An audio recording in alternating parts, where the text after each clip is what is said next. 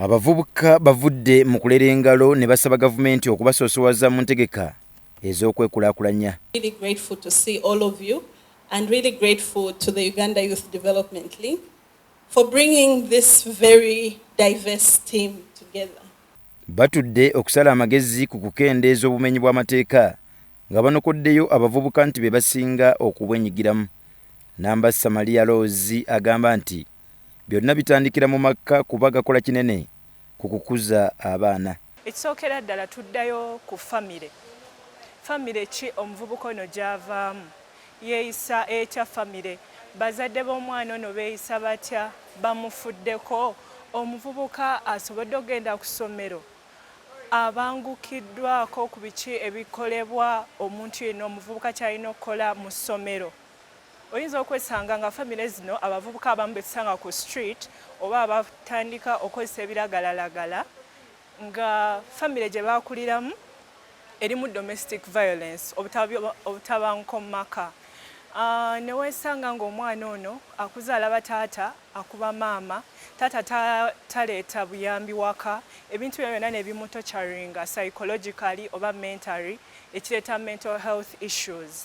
Abavubuka bano era bongeddeko nti gavumenti eyongere okubassa mu ntegeka ez'okwekulaakulanya. So kyenkubiriza ebitongole bya nakyewa oba gavumenti okusookera ddala kye bayita community sensitization. Community sensitization nga tuddira ddala ku micro level. Micro level ntegeeza famire. Tuddeyo mu families batomese abazadde omwana parenting styles. Abazadde balina kuza batya abaana, omwana olina muyamba muki. So we baba baze ku micro level, omwana ono agenda kuva mu famire ng'amanyi ekyokukola ng'alabira ku bazadde be. Tubadde tusaba gavumenti etuyambeko ffe ng'abavubuka eveeyo nti omuntu aba avudde amaze okusoma waliwo option oba waliwo ekintu ky'asobola okukola oba entandikwa gy'ayinza okutandikirako ebintu byemekuba nga byatufiira bwereere. Mutawe Rogers n'abategesi abakulu bagamba bagadde okufuna ebirowoozo by'abavubuka n'okubakubiriza okwesamba amayisa. Bagadde okulaba nga tunganya abavubuka baffe tulabe nti tukoze tutya Sajja Mpenda ki amagezi ge tusaze okulaba nga tukendeeza ku bumenyi bw'amateeka, tukendeeza abavubuka abakozesa ebiragalalagala n'enjaga, tukendeeza n'abavubuka abagenda bikola eby'obutujju. Tugula bingi bikola eby'obutujju ebiseera ebiyiseeko mu maaso. Abavubuka bagenda nabo badde omuvubuka nenga agenze bamuyisizaawo agenze mu EDF oba agenze Congo bamutaddewo ebirowoozo ebikyamu azeetega bbomu. Twagala tukendeeza tutya abavubuka okulaba tebenyiga mu bikolwa bino.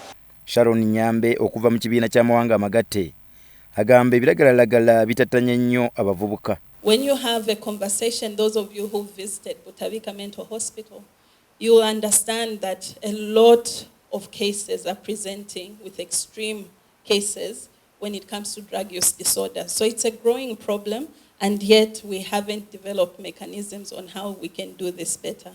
We don't have a drug policy as a country, so we need that coherent approach to addressing issues of drug trafficking. Byawanduru Bone, Soroti TV, Omunyo.